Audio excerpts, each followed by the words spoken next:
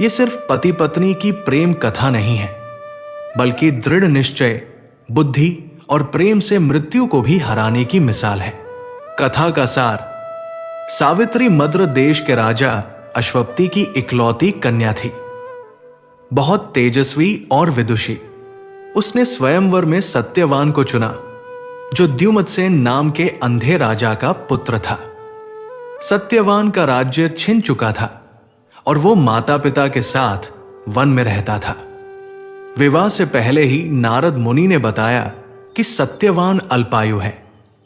विवाह के 1 साल बाद उसकी मृत्यु निश्चित है। फिर भी सावित्री ने कहा, मैंने जिसे एक बार मन से पति मान लिया, उसी से विवाह करूंगी। आयु भाग्य अपने कर्म से बदलूंगा। वह दिन जब यमराज आए। 1 साल बाद, जिस दिन सत्यवान की मृत्यु होनी थी, सावित्री भी उसके साथ जंगल लकड़ी काटने गई। वहीं सत्यवान के सिर में पीड़ा हुई और वो सावित्री की गोद में लेटकर प्राण त्याग देता है। तभी यमराज स्वयं सत्यवान के प्राण लेने आते हैं। सावित्री भी यमराज के पीछे पीछे चल पड़ती है। सावित्री की बुद्धि और निष्ठा। यमराज ने उसे लौट जाने को कहा, पर सावित्री नहीं रुकी। उसकी धर्म और प्रेम से भरी बातों से प्रसन्न होकर यमराज ने 3 वरदान मांगने को कहा, प्राण छोड़कर। पहला वरदान: मेरे ससुर द्युमत्सेन की आंखों की ज्योति और राज्य वापस मिल जाए। यमराज ने तथास्तु कहा। दूसरा वरदान: मेरे पिता को 100 पुत्र प्राप्त हो। यमराज ने तथास्तु कहा। तीसरा वरदान: मुझे सत्यवान से 100 पुत्र प्राप्त हो। यहां यमराज फंस गए।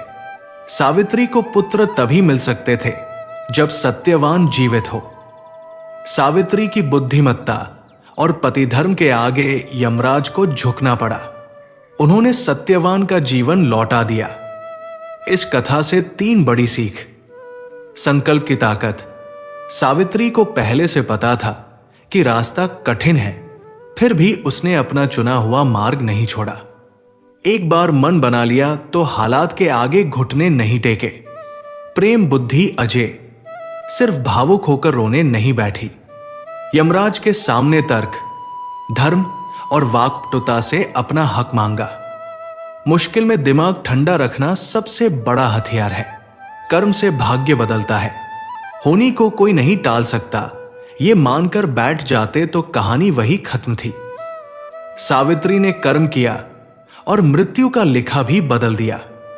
सावित्री आज भी भारतीय संस्कृति में पतिव्रता ही नहीं, संकल्प शक्ति और विवेक का प्रतीक मानी जाती है। इसीलिए वट सावित्री व्रत आज भी विवाहित स्त्रियां करती है।